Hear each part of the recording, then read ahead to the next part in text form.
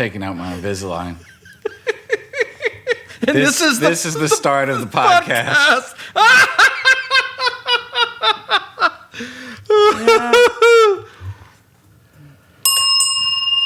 Jimmy D and the Wolf, here we go, another podcast. Didn't take long. I had to put it back in. Oh, buddy. I wear that for structural purposes, by the way. From a broken jaw. I don't have crooked teeth. I have structural issues. Well, this is our, I think, 8th podcast that we're Have we done that many? We've done, yeah. That's amazing. It is amazing. It goes so fast because we're just filming like what we do every day. Right, right. How many times have we had conversations easy. And I've said, man, we should be recording this. Oh, yeah. I know. It's always, we get in some weird places sometimes, but it's always, it's always a treat. So as we're recording this is Sunday, and we've had a very productive couple of days. We wrote probably our best song ever. I think so, man. Yeah. It's powerful. Yeah. How long is my meanwhile? Yeah. How long is my meanwhile? And we've tried some different songwriting methods with it that were interesting. Yeah. I'm not much of a piano player, so it's interesting to kind of, it's funny. Different instruments make you write. Absolutely. Yeah. They bring out different things. Yeah. You use a different instrument and you write differently. In fact, even as a guitar player, I've heard it said that you play differently on a Strat versus a Les Paul or whichever. Do. Yeah, they all bring out different elements of your playing. And I think that has to do with what you're used to hearing oftentimes. Yeah. If you have a Stratocaster in your hand, it's hard not to try to think that I want to sound like Jimi Hendrix, or if you have a Les Stevie Paul Ray. in your hand, you want to sound like ZZ Top kind of thing. Those are parameters that exist in our minds. Sure.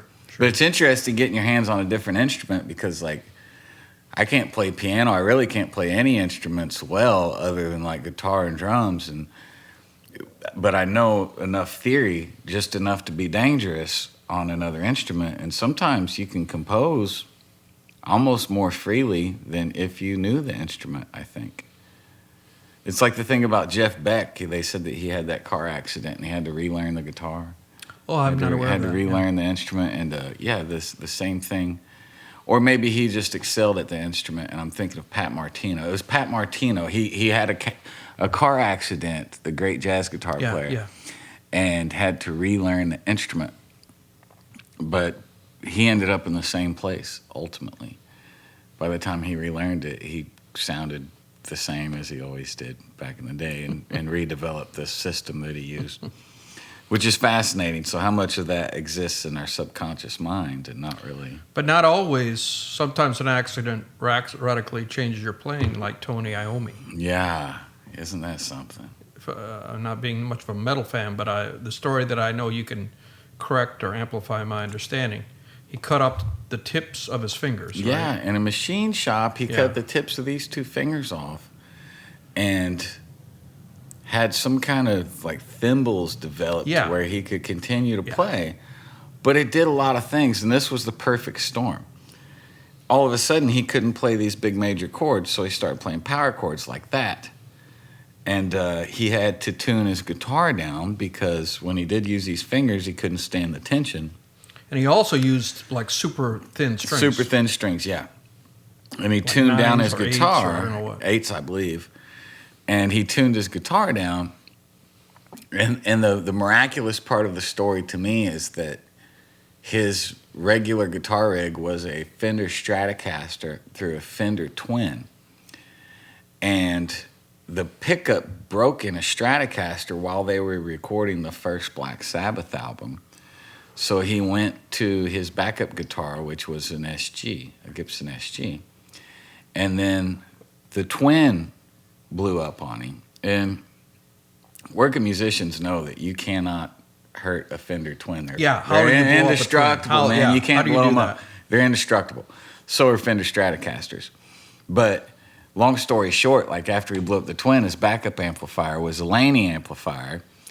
So he plugs his out of necessity detuned guitar down with his out of necessity fifth chords that he's playing because he messed up his 2 fingers.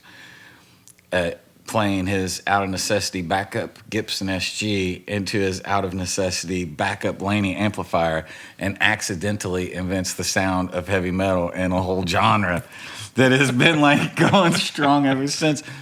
And it's beautiful, man, because that's the thing. It's like if you're pushing, if you're looking for it, you do find, like we've done the same sort of, not to the extent of inventing a genre. I'm not trying to say we've done that, but oftentimes something just leaks out when you're looking for it. You'll be pushing and working your butt off, and you think it's going to be this thing, and you find something else. It just kind of springs out of nowhere.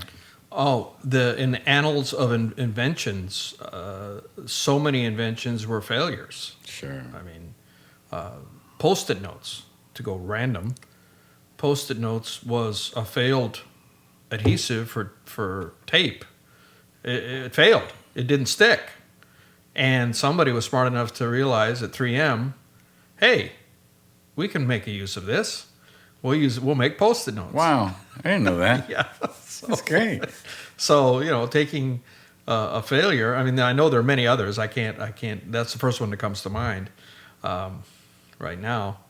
Talking about guitars though, I was on Instagram, and NAMM is going on right now. The National Association of Music Merchants. Yes. Which is where all of the manufacturers go trying to sell their gear and new releases and their standbys, whatever. And I've never been to NAMM. Have you been to a NAMM? No.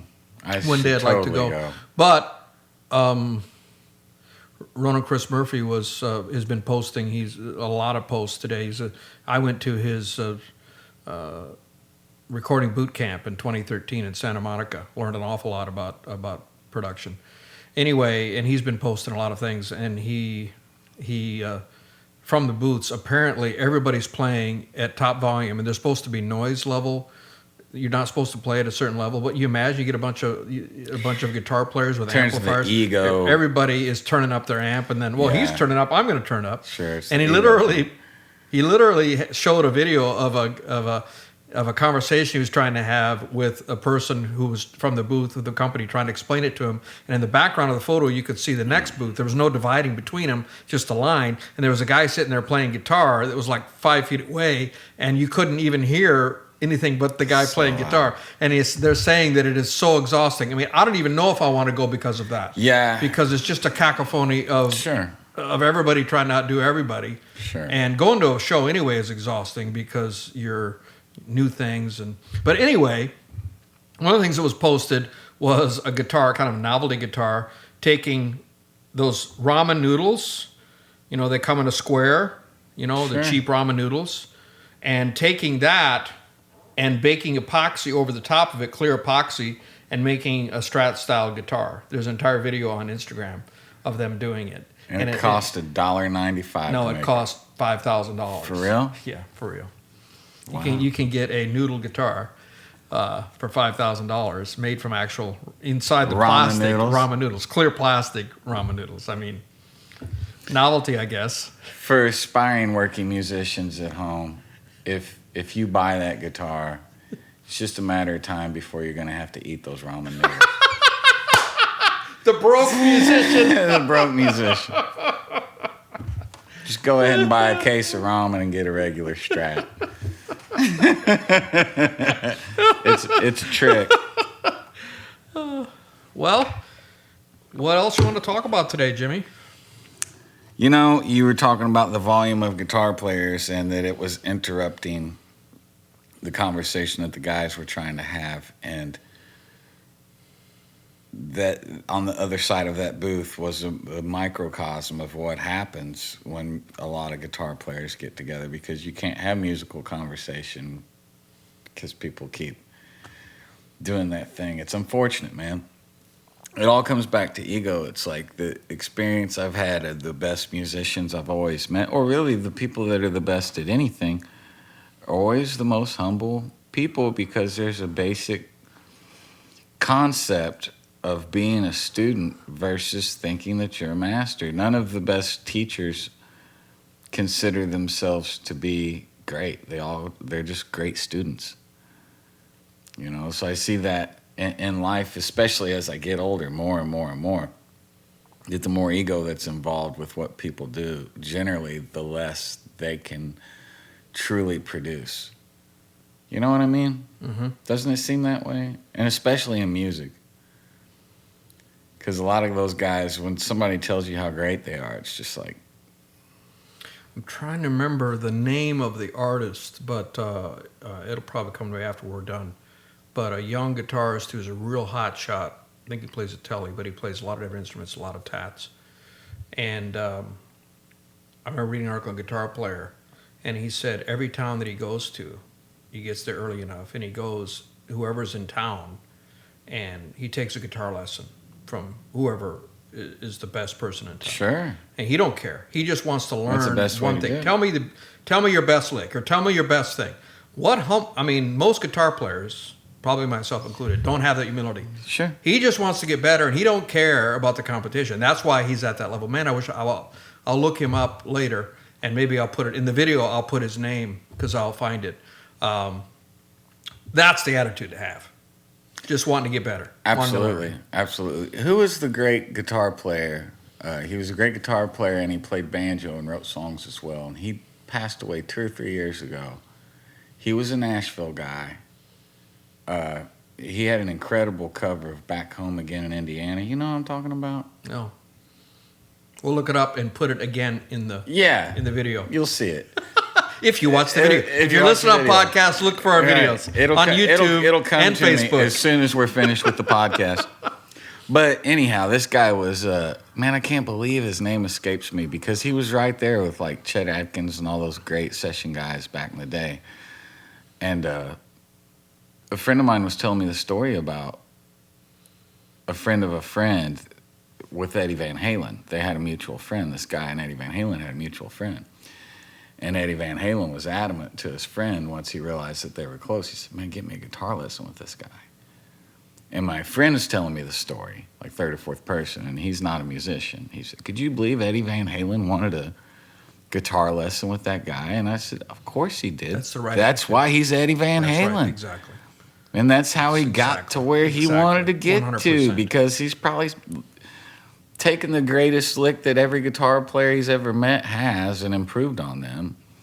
So it's all about being a student, man. But my friend just didn't get it. He was like, I can't believe Eddie Van Halen would take a guitar lesson. It's like, you think he just woke up one day and could play like that? No, he's learning from everybody, man. Yeah. Interesting stuff. What's the last guitar you bought, Jimmy? The last guitar I bought was a Gibson SG guitar, and I sold it. How long ago was that? It was last year. You sold it last year. When did you buy it? I bought it last year and sold it last year. What year was it? It was like a 2011. And the scale length completely threw me off. Isn't it a Les Paul scale length? It's the same scale length. 24 3/4? It's the same scale length, but it attaches to a different part of the body. And it feels like it's way out here. It feels like you really got to reach for it. And I love the way it sounded. And I didn't really mind the way it played, but it would make me not play very well when I would get my hands on other guitars. Really? Yeah. Yeah, it's funny how that works, man. Yeah, now the SG, my history of the SG, if I understand, and you can, solid guitar, SG stood for solid guitar, and back in the day there were no solid body guitars, and Les Paul and Leo Fender independently developed, Les Paul acolytes like to say that Les Paul invented the log, log, but there were actually electric lap steels long before that. Yes. I mean, lap steel had been around a long time, electrified pickups, whatnot. So, I mean, who really invented it? And then Rickenbacker. Adolf Rickenbacker was close in that whole race as well. Anyway, but the first commercially successful Les Paul developed in conjunction with Gibson, the Les Paul model, Lester Paul. He and Lester and Mary, great pop performance duo, husband and wife duo. And he died not that long ago, at 92. He was still playing until his at the end. Anyway, he played every Monday at the Iridium, I think. Was it every Monday? Or every week. He had a weekly gig, even into his 90s. New York? In New York, yeah. I think it was at the Iridium. Anyway, and then also Leo Fender developed the Strat. You know this, but I'm just saying this for our podcast audience. And then they changed it, and they completely changed the design to the SG design, if I'm not mistaken. And Les Paul said, that ain't what I want. Les Paul hated the SG. He hated the SG. And it's got double horns on the top.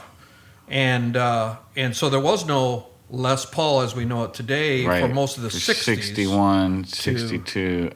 It was a while. I want to say they started back 60. 69 maybe. The custom started back. And so in that interim it was the SG, Mm-hmm. what was called, they wanted to call it the SG. They called it the Les Paul in 61. Until Les Paul complained and said, take my name off that piece guitars. of crap. Yeah. And then they must have called it the SG then. Yeah, I think by 62 they were calling it the SG. Solid guitar. And then did they drop it after they came back with a Les Paul? I think they probably dropped it. I think they kept making them, man. Did they? But the early SGs, now Townsend was one of the first ones to use it. Oh yeah, lots of guys used them back then. But it had the incredibly wonky whammy bar, which was horrible, right? If I remember, it was just didn't stay in pitch. Yeah, they were garbage. And most of the early ones had P90 pickups, which they're brilliant sounding guitars. I'm a lover of P90 pickups. Me too. Love it. They're really underrated guitars. Yeah. There's lots of great recordings with those SGs, like the Doors records, and Santana in the early days played SGs with P90s, and like you said, Pete Townsend. But they just, to me, they just feel flimsy. And especially if you're heavy-handed, you just feel like you're going to break them.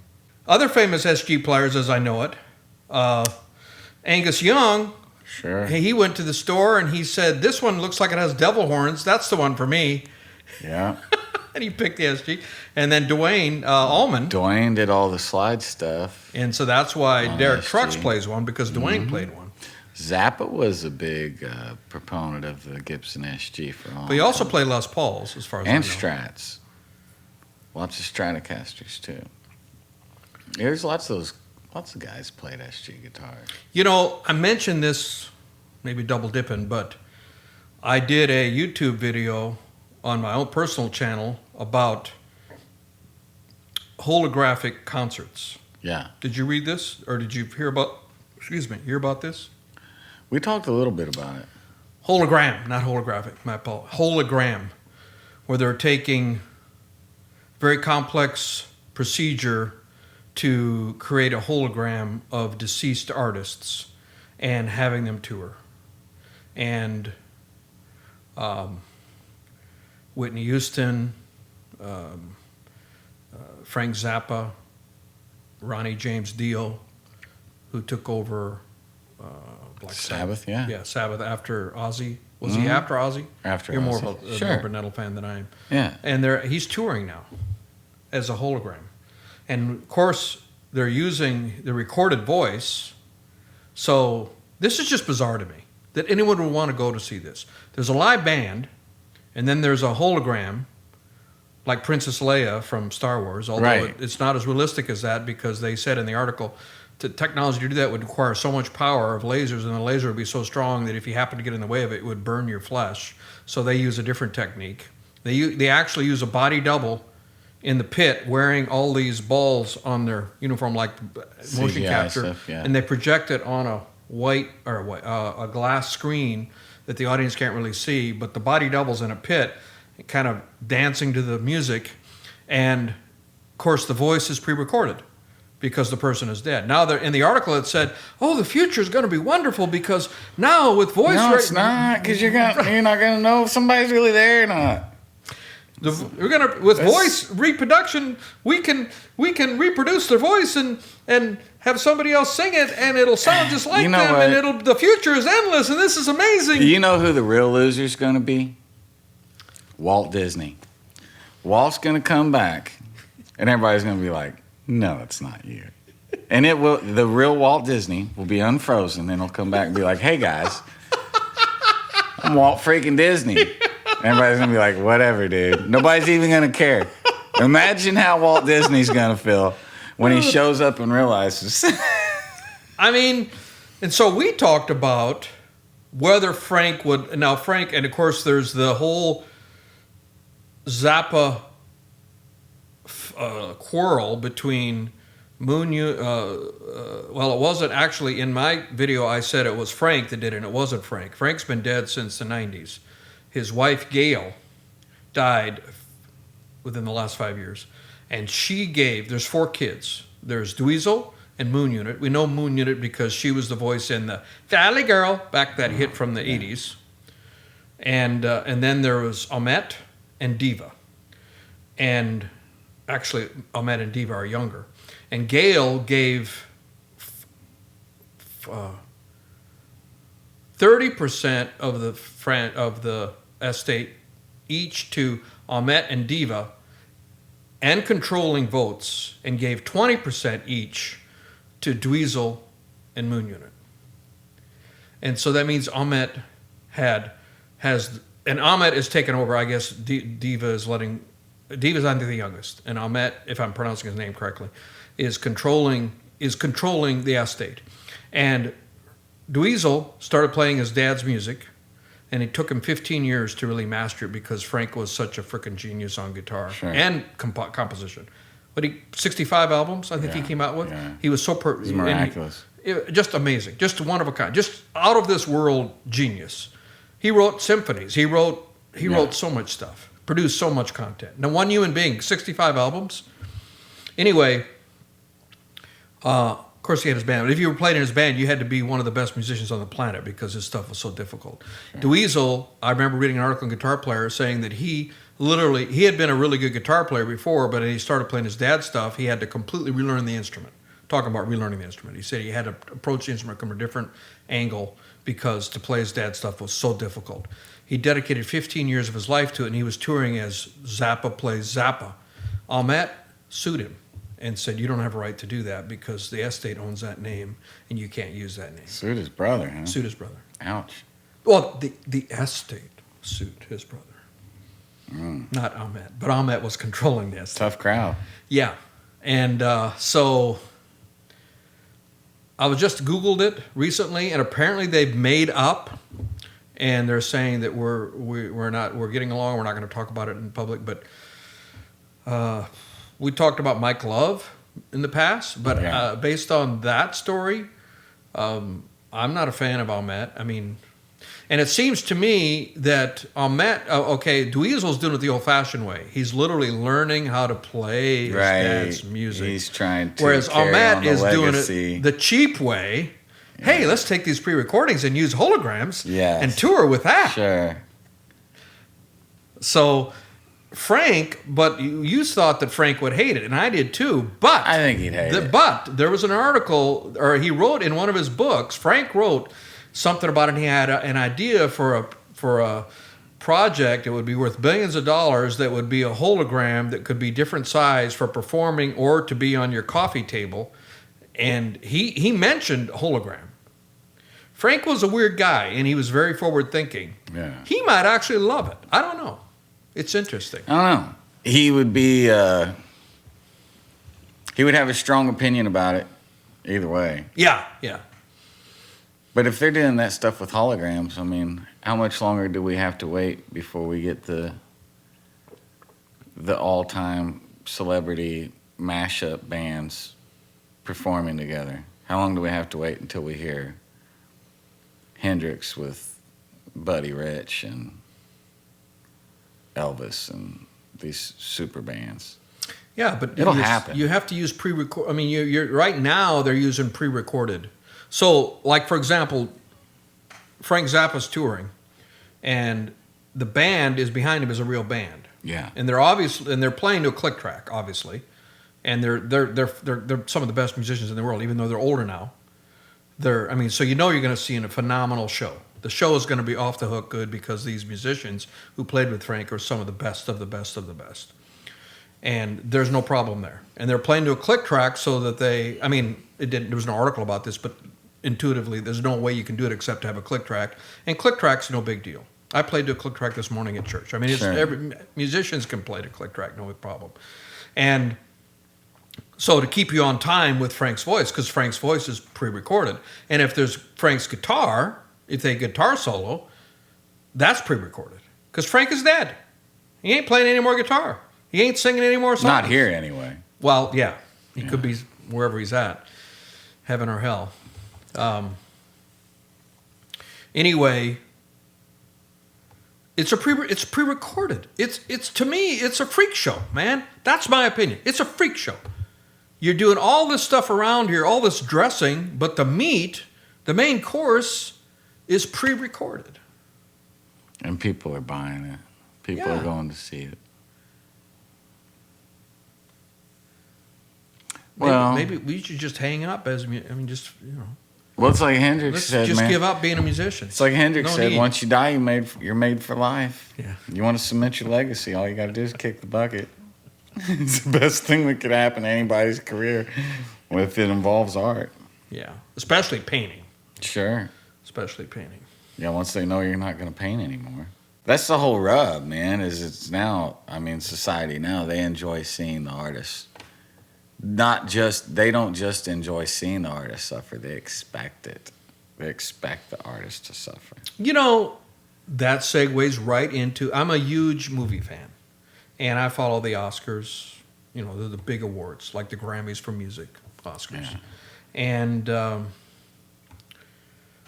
the front runner right now is 1917 for Best Picture. Anyway, that's another subject. But there was an article I read recently. Joaquin Phoenix, of course, his brother was River Phoenix. And River Phoenix died in Joaquin's arm on the sidewalk from an overdose outside of the Viper Room in L.A. 20 years ago, some years ago. And this article was extremely cynical, but it was saying that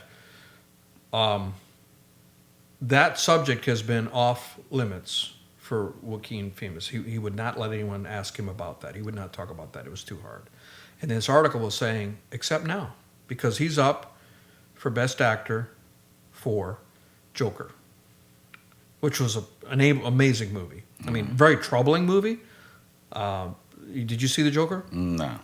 I mean, he lost a lot of weight. The Academy loves it when you gain a lot of weight. Abuse yourself. You suffer they for love your it art. when you almost die. And they love it more when you really die. Yeah, like the Joker, the last Joker. He died and he won. For that, who was the actor? I don't remember. I actually saw the previous Joker, but I don't remember the actor. So this article was talking about how there's a campaign to win an Academy Award, and you have to have a story. And they quoted a particular director who was saying, if I died, I'd win the Academy Award. And this story says you have to have a story. It's such a joke. This person was very cynical, saying winning the Academy Awards, it's such a joke. It's not about the art. It's about having a story. And so now Joaquin Phoenix has been nominated at least twice before for Best Actor. He was nominated for I Walk the Line. Or was that the name of it? I Walk the Line, where he played Johnny Cash. Did a phenomenal job. Was nominated, didn't win. In Gladiator, he was nominated, didn't win. And he's like, I gotta win, I suppose. And so he's talking like he can't stop talking about this River Phoenix. The River Phoenix is dead, and he brought his parents on, his mom on apparently. And this article, very cynical article, is also talking about Brad Pitt. Brad Pitt has never been big for articles, and now he's up for Best Supporting Actor for Once Upon a Time in Hollywood. Phenomenal. Right. And he won the Golden Globe for that. Anyway, Brad Pitt is talking about, and he's saying, my personal life is a mess. I mean, Brad Pitt is probably one of the top heartthrobs in this country, and he's trying to say that his personal life is a mess. I mean, if that guy don't have a girlfriend, he don't want a girlfriend. First world problems, man. Yeah. But he's trying to say he's one of us, He's got problems just like us. Well, I'm sure he does. That's the campaign. That's the campaign to win the Academy Award. And it's a cynical view of it, but it's a view that I hadn't thought of before. Well, so back to what you're saying, you need a story. And not just. I mean, what do people at the end of the day? Do they really want to see these stars happy? Because they don't. They don't want to see them happy. They want to see them miserable. They want to see Brad Pitt have relationship issues. They want to see these stars. Oh, it's absolutely expected. It's sad, you know. It's a human condition. Like, people want to see you do well, just never better than them. It's true, man. People want to see you do well, just never better than them. It's true. It's so true. And we have that thing with stars, too. You know, drug overdose, like, yeah, we knew that was going to happen. And then we admire their art even more. It's just how it works. And they're just smart. They're just ahead of the curve, and they're tapping into that thing. You know, if they can tell the deepest, darkest parts of themselves, then people all of a sudden relate to them. I think some didn't play the game, though. I think Daniel Day-Lewis didn't have to play the game. Are you familiar with some of his work? Sure. Whenever he was up for Best Actor, everybody said there's no reason anybody else showing up. Yeah. He was so far ahead. And I'd like to research. I wonder if he ever... I don't remember there ever being a story about him. And times are changing, too, man. I mean, now everything's so interconnected that the lines have moved so far of what's acceptable to share. Right. Back in the day, in the 60s and 70s, rock stars were this mysterious unknown. Right. Now, if you're going to be a celebrity of any sort, your fans want to know everything. Oh, it's an ugly thing, man. It's an ugly thing. Everything. I remember when I was a little boy, the phone would ring, and my grandfather would lose his mind. He'd be like, who's calling? Who's calling my house? You know? He would. He'd be so mad. And my grandma would answer the phone and be like, oh, it's your buddy, or oh, it's pastor, or whatever, you know what I mean? And okay.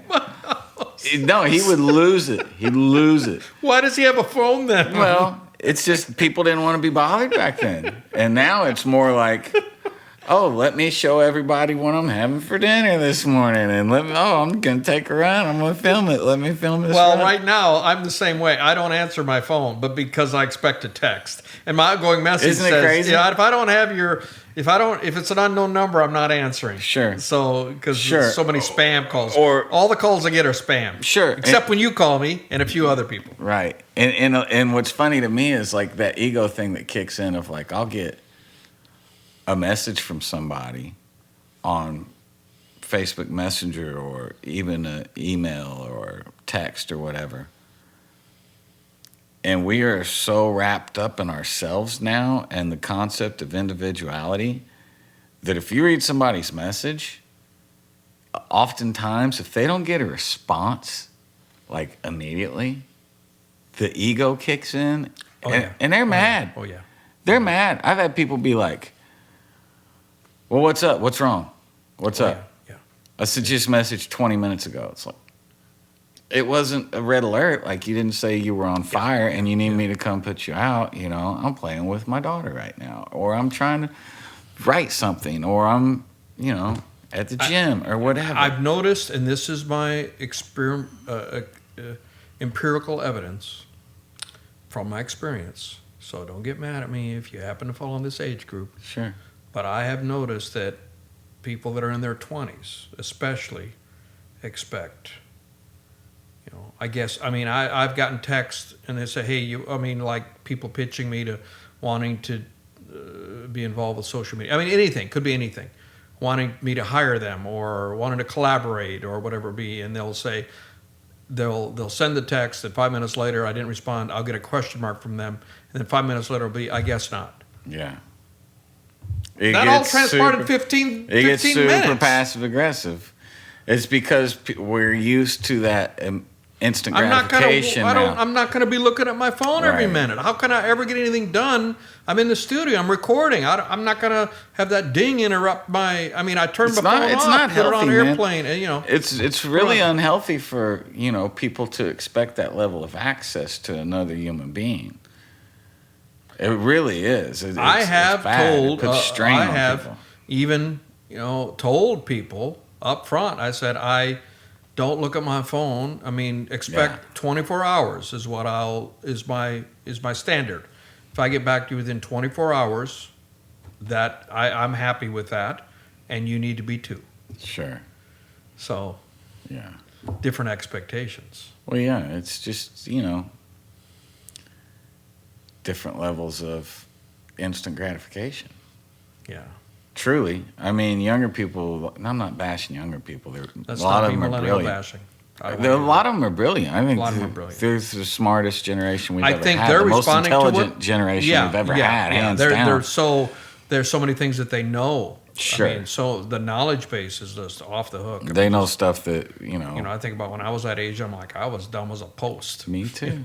So, me too. Absolutely. As far as general knowledge of and cognizant and wokeness of, of what's going on in the world. Woke. But and I think that they're just responding to what is expected. They're not even aware of it. They're not even aware of the difference between, what we expect as gratification or even respect or being amicable, and what they expect.